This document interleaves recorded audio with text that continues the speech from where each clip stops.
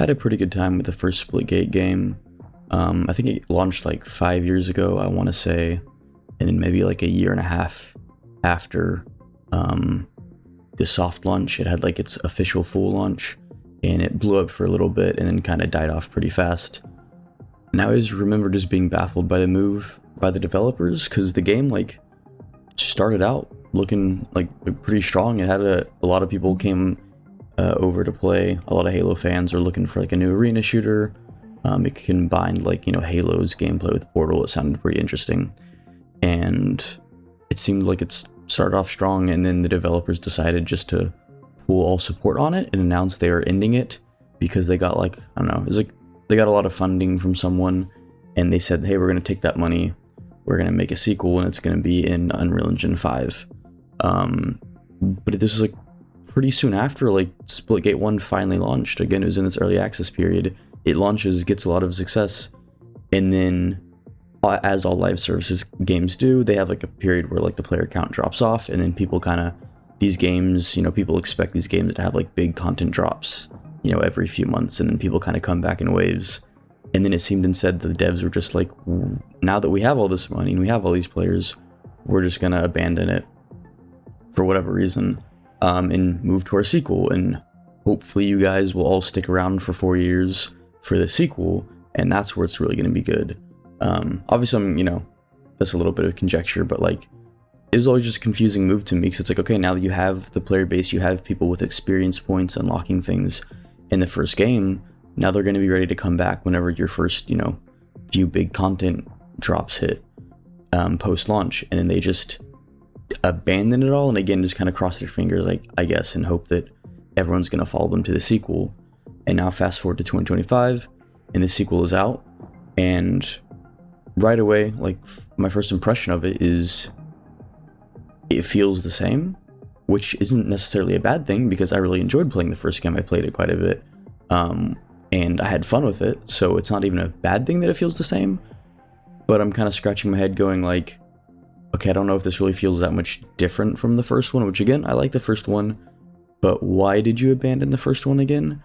And obviously, I'm sure if I go back and played the first one, I'm sure they made improvements. I'm sure the guns feel a little bit crunchier. I'm sure the sound design has been redone. The graphics, like, it feels the same to me. Again, I'm sure it's a lot better if I went back and looked, since they've got the new engine. And, all the environments are pretty detailed and stuff like that.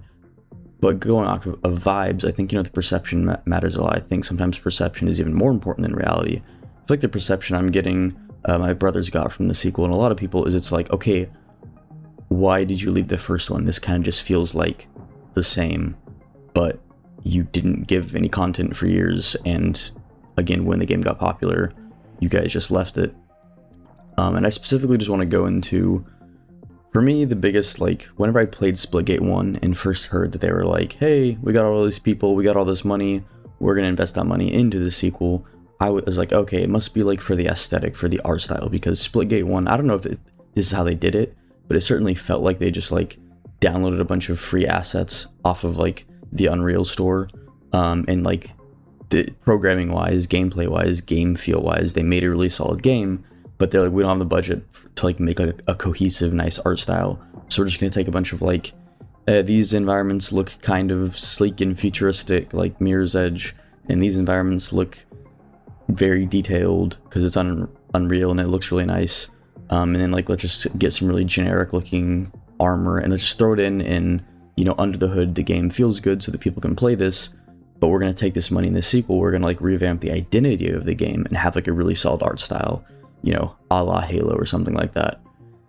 And so I was kind of surprised, because I'm looking at the character right now, and I feel like right away the art style for 2 feels like a mix between Warframe, Destiny, sort of sleek, futuristic, slightly alien-looking shape language, for especially like the helmets and the shoulder pads and things, and then sort of like the tech suits, I guess you could call them, like the bodysuits, feel more like a Halo 4, like a motocross sort of suit, which I'm going to get more into that, actually, because playing this game, I wish I was recording it when I was playing with my brothers, but like on 5 separate occasions, I compared the game to Halo 4 within the first 10 minutes, and that's probably not the best thing. Halo 4 isn't even like, looking back, it wasn't that bad of a game, but it's got a lot of bad and negative connotations towards it, especially one of the biggest ones was its change in art style from Bungie's games. And yeah, across the board, we all kept like drawing comparisons to Halo 4. Like, I know somewhere in here, if I go to loadouts, yeah, like this skin right away, I remember it kind of reminded me of Fotis, which is like the collector's edition skin for Halo 4, which honestly is probably one of the coolest skins in Halo 4. But immediately I'm like, okay, the art style itself, like of this suit, kind of feels like Halo 4, and I don't like being reminded of Halo 4. And then we saw this, and then there's like a map we played on. Maybe I'll get it if I can get some gameplay footage of it. If not, I'm sure you'll know which one I'm talking about if you played Halo 4 enough, because there's this map, Haven, that showed up all the time. It's a really good map. It's a really well balanced designed map, but I'm pretty sure there's a map on here that's like literally just Haven. And so it's like weird because it's not even anything against the game. It wasn't anything negative, but I'm like, I don't like that I keep on thinking specifically of the 4th Halo game when looking at this game's art style and aesthetic. And speaking of, like I said, if I had to name the art style this game is going for, like, okay, if I look at the first game and the second one, again, they kind of feel the same. Where the first one, there was like these arena style, I remember this like arena style matchmaking where it was like a lot tighter, smaller maps. Everything was just like white and sort of glossy looking. It reminded me of Mirror's Edge a lot, of the City of Glass. And I love Mirror's Edge, but I feel like that didn't really, I feel like it conflicted with like what the main characters looked like. Again, the main characters look like they should be riding BMX bikes, which feels a lot more grittier. I picture like a lot of mud, a lot of dirt, a lot of texture, sort of grindy gears and things like that. Whereas Mirror's Edge is very sleek. There's not a lot of wires, things like that are hidden. Everything looks very sleek and simple, kind of similar to Apple. So the designs kind of felt conflicting and not necessarily in a good way. And then again, now that that was more Splitgate 1, but Splitgate 2 kind of carries the same vibes, but again, now a lot of the helmets feel like generic, again, kind of Warframe, kind of Destiny vibe, but then the bodysuits are still like this motocross, BMX tech suit. And then even if you look at behind me, like the environment, it's kind of just like that generic Unreal Engine, like things look good. Like the grass is fine, the dirt texture and the gravel and the rock is fine, but it kind of looks like I'm in Scotland, and I feel like, or something like that, like the Highlands, and like this character doesn't really, I feel like this model doesn't really fit in with being in a vibe like that, in an environment like that. You got the weird alien thing in the background, at least with like the glowy blue stuff that's in Mass Effect and Halo and every sci-fi thing, so that at least kind of works. But some of the other maps, like there's one maps where you're like playing in a sort of rocky environment. It also reminds me of a Halo 4 map. I think it was a Halo 4 DLC map where you're in this sort of like it's not quite underground, but this like rocky cave area. And it's like the plants there kind of feel like Avatar-ish, I guess. But again, like the rocky terrain feels, it's like the quality. Honestly, it's like the suits are very vibrant and bright, especially if we look at the main character, or the main character, I guess you could say, quote unquote, of Splitgate 2. It's got this very like Fortnite color scheme, the bright purples, pinks and blues, and you can see them like down in the news feed. I guess the texture combined with the color palettes of a lot of the maps feel a little bit more grittier and quote unquote realistic. I know they're not going for realism, but these, again, the color palettes of the suits and the design of the suits feel like very like Fortnite, like we're trying to capture the attention of young kids with these really bright colors and everything's sleek. And then the environments are just like generic, like I'm generating rocky terrain in Unreal for a tech demo. It looks super realistic, to wow a bunch of like stockholders or something. I guess my issues with Splitgate 1 that I thought would be addressed with the big budget in Splitgate 2, so that whenever people think of Splitgate, like let's say Splitgate 2 launched perfectly and it has a huge player base, and then we'll fast forward 10 years and people look back at Splitgate 2 and they can picture like the exact aesthetic, the exact art style, because that's what sticks with a lot of people, like other than the actual gameplay, is it's the impression that art style of whatever game it is gives people. In Splitgate, it just, I thought that that's what they're going to address, but it's kind of this more of the same, and it's just like meh. Like, even if I look at the guns, let's see if I can pull up the gun models real fast, if I even know how to. There we go. Like, some of them are kind of more that Valorant, some of the skins for Valorant where it's like this sort of really hexagonal, you know, polygon based geometric design, right, to make it kind of look more futuristic ish.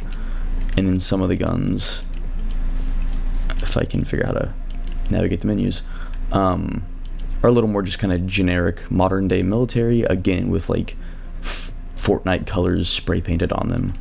Maybe kind of looks like Malawan from Borderlands a little bit, which is fine, but I think if you're gonna go like goofy, maybe take away the sort of generic military black metal and go all the way, make them look like, if you're gonna go for this sort of like, you know, esports isn't the right word, Rocket League sort of sporting event, right?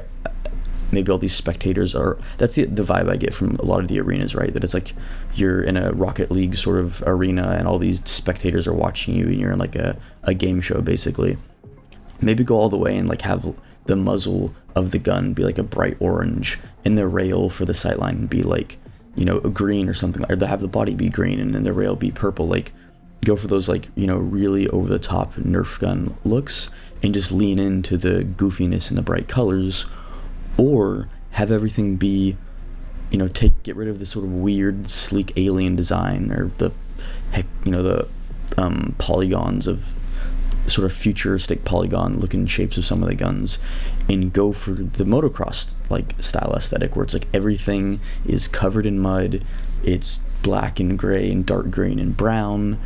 You know, everything's very textured. You see all of like the cogs and the gears, right? Like maybe all the guns are really over designed, so they're really like busy with, you know, not busy in a distracting way, but busy in an art style way of like, in fact, actually probably be less distracting because you're using muted colors now, but kind of like the Halo 4 shotgun oh my god, I keep talking about Halo 4. The Halo 4 shotgun compared to the Bungie shotgun. The Bungie shotgun's a lot simpler, it's a lot sleeker. Halo 4 has like a whole, it just looks like a ship. It looks like the UNSC Infinity, honestly. Looks like they took a Halo 4 ship and scaled it down and made it into a gun. But you know, it's like that could work if you want things to look a little more grounded. This is a ramble video, like I'm kind of just hammering home the same points. But yeah, I feel like they could have either just gone in the like, we're gonna go in a Fall Guys Fortnite goofy slash sleek alien pastel color palette direction, or we're gonna like match the environments, we're gonna match the base suit of these characters, and like we're, you know, picture like the wheels and the exposed gears on those like BMX like motocross bikes and things like that, and everything is gonna be a little more like, you know, maybe 80s or 90s sci-fi anime a bit, where you see like all the exposed piping and all the inner workings of everything. You know, I feel like they should have just gone into one aesthetic or the other coming from Splitgate 1, and then it's like this game would feel a lot more like something, like it would, I feel like it would have a spot in my brain due to its art style and aesthetic. As it stands now, I had a fun time playing with my siblings. I hope we'll play a few more times together, but that's probably going to be it. None of us like are too, I mean, yeah, none of us are really too into live service games. I know myself, like I haven't bought something since 2016 in Overwatch 1 in any live service game I've ever tried out. I just don't have the time to really grind, so I definitely don't care to spend money in them. But a good like core gameplay loop will always keep me coming back. I still play Halo with my siblings. But right now my concern with Splitgate 2 is it's like, it's fine, but if it just feels like Splitgate 1, and if Splitgate 1 had stuck around, we would have just kept playing Splitgate 1, and we'd be looking back right now in 2025 and being like, man, we have so many great memories of Splitgate 1 over these past 5 years. Now it's like, the game just died, they announced they weren't going to support it, we stopped playing it, and now that Splitgate 2 came out, it just like, yeah, it kind of feels more the same, but again, visually nothing really sticks out or makes me want to engage with any of the battle passes or anything like that, which, speaking of, the beta pass should definitely be free. It's kind of crazy you can't get a beta tester tag without paying for something, or maybe you can, and I just don't know how the battle pass works yet, because when I've played so far, none of my progress was saved, like all the XP I got, it didn't do anything or contribute to anything. But I think that was just like a bug because they had to like close the servers. But yeah, I don't know, like it's fun, but as it stands right now, it kind of feels like it's in that same category of Splitgate 1, where it's like, this is pretty solid, but the mix of aesthetics doesn't really like cement Splitgate in my mind as like, it almost doesn't, it feels unfinished, you know what I mean? Like Splitgate 1 felt unfinished. I know there's a beta, but I'm pretty sure it's launching right after the beta ends. So yeah, it kind of just, it's really fun. Like I really don't want to be negative in the sense, I think the devs did a good job. I mean, again, they did it in Splitgate 1, but they did a good job of kind of combining arena combat and, you know, gameplay design with like portals. I mean, that's just a fun idea with like, you know, some clambering with little movement shooter stuff like clambering and the jetpack and all that. They did also add some hero shooter elements where there's like 3 characters and now they each have like an ult basically and like a passive ability. I like that they didn't do too much, but again, I just feel like it kind of makes the game a little bit more generic. Like I could go without the abilities. Honestly, it's weird. I noticed that when I was playing with my siblings, none of us were remembering to use our ability whenever the game would start. And that's because at the start of every single game, your ability's on cooldown for like 50 seconds, like almost a minute. And so because it's not immediately available to use, I think psychologically you kind of just forget that it's there. And I'm sure if we played a lot, you know, that would be something we'd overcome. It's just a small like psychological thing I noticed. And I'm sure the devs did it because they probably just like, oh, we don't want like everyone to pop their ult right when the round starts and then everyone just go crazy and, you know, kill each other. But I think that'd be fun. I think, again, with the sort of goofy, bright colors and stuff, and Halo can be goofy too, you know what I mean? So like, I think they should have leaned into the goofiness and just let everyone pop their ult in the beginning and have it be chaos and go from there, because, I don't know, something about it not being available right away makes us just forget to use it. But to my main point about the abilities, I don't see why, especially because there's only 3 right now, I don't see why these couldn't just be like 3 pickups, like the blue orb, the red orb, the yellow orb for the custom power-up, invisibility, and then overshields in Halo. I don't see why these couldn't have just like the power weapons, also been pickups on the map. And then, you know, it's about controlling and getting those power-ups for the players in the game. I don't really feel like it adds, like it feels almost negligible, like they didn't want it, like they knew people would complain that it's like, hey, you turned the one mainstream arena shooter that isn't Halo into a hero shooter like everything else. So I feel like they were worried about people complaining it's a hero shooter, so they made the abilities pretty negligible to the point where it's like, well, now why do we even have hero abilities? I don't know. I heard somewhere that one of the directors for Splitgate 2 was like, oh, we wanted to take the first one and like revolutionize it, right? Like that's like the keyword I guess they're going for, is to sort of really, I'm sure they wanted to, you know, they wanted to sort of revolutionize the gameplay of Splitgate 1, and that was sort of what they're looking at. They want to sort of revolutionize everything involving Splitgate 1 for the sequel. And as it stands, again, I enjoy it. It's fun, but it just feels like more of the same. And if the hero abilities that, again, also like they only give you like one actual active ability and one passive, if that's supposed to be the revolution, like one, it's probably the most generic path you could take in the modern day shooting landscape. And then on top of that, like, it feels, again, it's pretty negligible, it's pretty not noticeable, so it certainly doesn't feel like a revolution to me. In the big team style game mode that they have like, basically it's like Apex Legends, like weapon drops, or like the boss weapons drop in these giant tubes. I feel like they literally look like, I don't know, I didn't play Apex Legends that long, but from what I remember, I feel like the tube is like aesthetically super similar. I feel like except it's now like vertical instead of horizontal in the ground. But yeah, it's like, yes, in Splitgate 1, there weren't any, you could argue where there weren't any like new quote-unquote original ideas, but they took good established ideas and formulas that worked from other video game franchises and mixed them together to make something new, which is, you know, usually how good, solid video games innovate. In this one, they just kind of, I feel like they just kind of took, you know, established things, you know, mechanics from other video games, and didn't add anything new this time, or didn't really like combine them together. It's just like, here's, you know, here's hero abilities, kind of, here's, you know, character classes, kind of, here's like weapon drops, not even like kind of, it's just like, you know, here's things that other games have, but this time we're not really transforming into something new. We just also have that in our game. I really don't want this to come across as like super negative. Like, it's genuine feedback for maybe the direction this game can take once it really launches, and hopefully once they get a steady stream of, I'm sure people will, not me, but people will be buying the battle pass and, you know, giving them money, and hopefully they can use that money to fund and like further improve this game and tighten up everything, and maybe take the game's aesthetic in one direction, and maybe like even fine tune, you know, the gameplay and stuff a little bit more. I'm really trying not to sound too negative, but like, because I like the game, I had fun playing it, and I had fun playing it with my siblings, but I'm pretty, I don't know, the vibe I get right now is we're just gonna forget about it in like a week's time, because it's like, again, you killed Splitgate 1 for this, and now it just again feels like Splitgate 1 but with a couple abilities. So, you know, it's very fine. Like it's very fun, but very fine in terms of the impression I think it made in all of our minds. I'm gonna continue to play it for a bit longer, but yeah, there's my genuine feedback.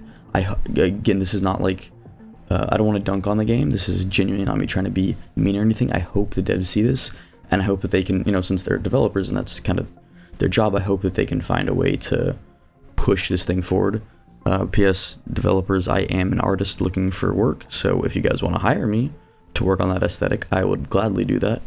But you know, just as a fan of the first game, I am having fun with this game, but I'm also pretty sure that my siblings and I'm pretty sure they had fun, but it doesn't seem like they're gonna want to be playing it in a month's time. And I'm sure for a lot of people, it's, you know, that'll probably translate, I feel like, for the vibe that the internet is giving us off in general. And that's a shame, because I can tell these guys have a lot of passion. I like, honestly, the developers popping up in the intro and talking about how hard they worked on it and all that stuff. You know, it's cool, it makes it feel more human, and I do wish all the best to them, and I hope that this thing really turns out really good, and gets a lot of momentum and carries it after the sort of rough launch that it had. But yeah, hope you have a good day. Bye. Yeah, the aesthetic of this sucks. It's not my thing. It looks like rip-off Marathon is what it looks like. I don't like the extremely like polished like future look where everything there's no edges. Everything is rounded off. Because I didn't play the first one, but I saw it. It looked more like a Halo 4 type, which, I mean, I'll take Halo 4 over this. Even though Halo 4 is not amazing. This has no soul at all. At least Halo 4 has soul. Close call. Like, the Halo 4 aesthetic is gross, but they, like, tried and went for something. And nobody liked it, but they tried, you know? You know, I like Halo 4 multiplayer. It's fun. I just think that it looks bad. Opponent is going for a capture. The art style in that game is not amazing. What the? 5, 4. That gun looks like it's in the wrong game. 1. Why is that? It looks like a Destiny gun. Doesn't that gun look like it's in the wrong game? It is just very bland, though.